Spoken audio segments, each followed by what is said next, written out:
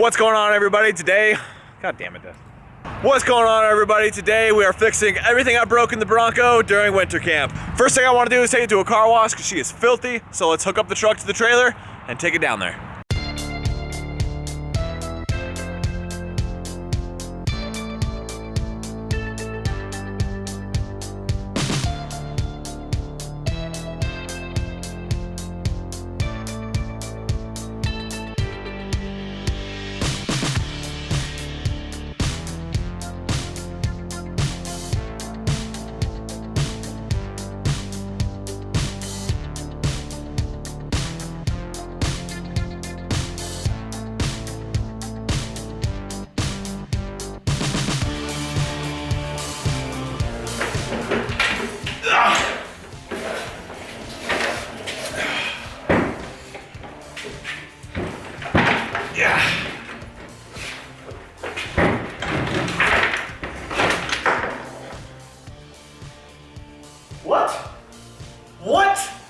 What the, no, what?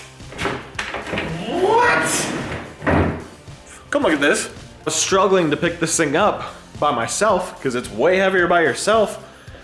This fell out of it. That's an acorn.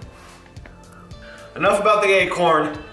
We need to dive into this. I need to first off explain to you guys what happened, because I know what happened now, and go into what we're gonna do as far as an upgrade. So here's what really happened. Yes, I had my hubs locked on the highway, but that shouldn't have caused us a catastrophic failure. If you go watch my last video, which you should, because it's a really good video, we ran into a problem, and that was when I put the front driveline on a couple weeks ago, I didn't really tighten the bolts down because for whatever reason, I just suck at tightening bolts, all right? I've had so many bolts back out on the Bronco, I gotta get better at it. So what happened is the front driveline flange bolts came loose. You can kind of see here that there's currently one bolt holding this on and this drive shaft is loose. So I think the bolts were loose the entire time, and during the whole camping trip, they all kind of backed out, which is why my four-wheel drive got worse and worse during the trip. My shifters were vibrating like crazy. It was super, super violent.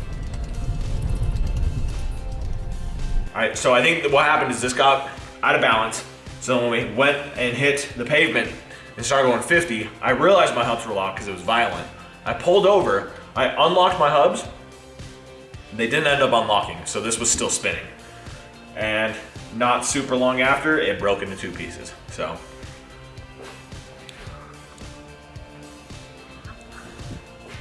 Yeah, thing snapped clean into two pieces. The only thing holding this whole thing together right now is the chain. I was able to save this piece, which is awesome because it says Borg Warner right on it. That's super sick.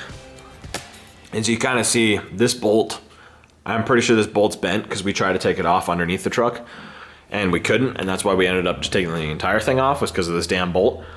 But she looks pretty messed up. So it's like a grade 8 bolt. Well, it's metric, so it's like a grade, I think, 10 bolt. And she's in there pretty good. So first things first, we're gonna try and get this off, and we're gonna try and get my other drive shaft off.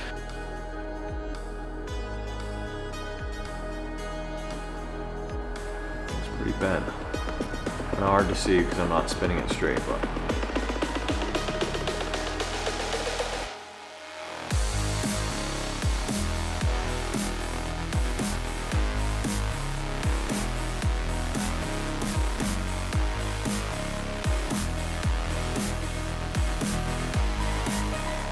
Okay, now that I've torn into this pretty much as far as I can for now. I got my yokes out though, just in case I need them for whatever replacement I get. So what does that leave me with replacing one? There's basically, in my opinion, there's only really two options to go with, and that is the first one being the one that's probably the most ideal, and that is the NP205 out of the 77 Fords. Those will bolt right up. Basically, from what research I've done, most Ford transmissions in the early days are all the same bolt pattern. So from the 70s to the early 2000s, they have all the transmissions have the same bolt pattern, at least on the gassers. So I could get an NP205 out of the 70s Ford. It'll be kind of hard to find. They're kind of rare. I think I know some people. I'm going to look around a little bit, try and find one.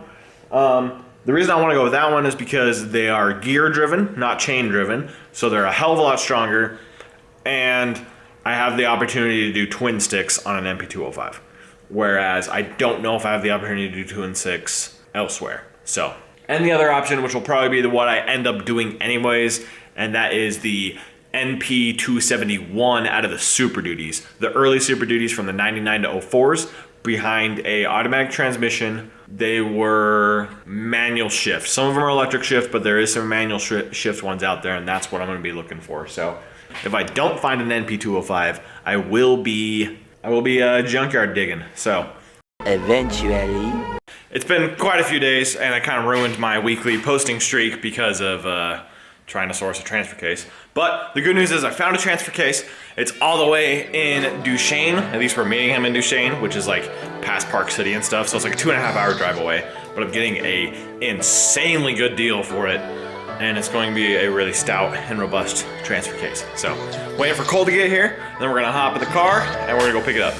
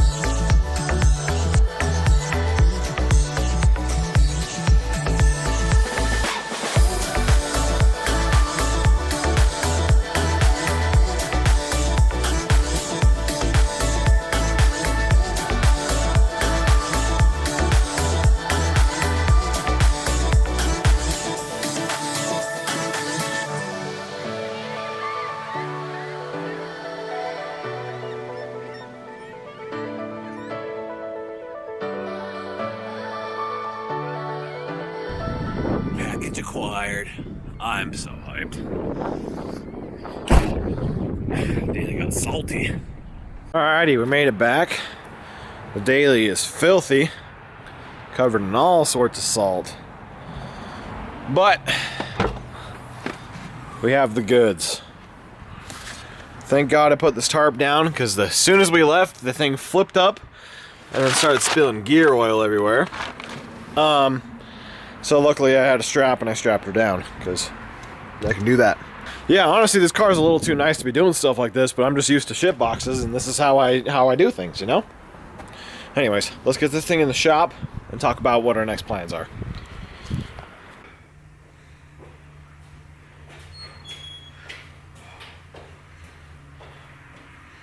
Holy fuck. You know what? Son of a bitch. I'm just gonna set it down right here. Holy shit. That probably made me look like a little bitch, but that thing's fucking heavy. And we gotta pressure wash it. Anyways, I'm not gonna pick it up, put it on the bench, then pick it up, take it off the bench. Check it out. We got it. We got a NP205 out of a 79 F-150. Not really much to say about it other than what I've said before. It's cast iron, it's gear driven. The things are tanks. They're known to be tough as hell and just not break and take whatever throws at it. So there's a couple things I want to do before we end up actually throwing it into the Bronco. I want to refresh it. I want to clean off all the gunk. And I want to put a twin stick kit on it. The one main thing I got to figure out is the yokes. The front, as you can see, is a yoke setup, and I need a flange. And I can't remember if these are 32 spline or 31 spline, but we'll all dive into that. But yeah, there she is. We got one. Now it begins the process of putting it back together. So catch you in the next one when we clean it and refresh in this one. Peace.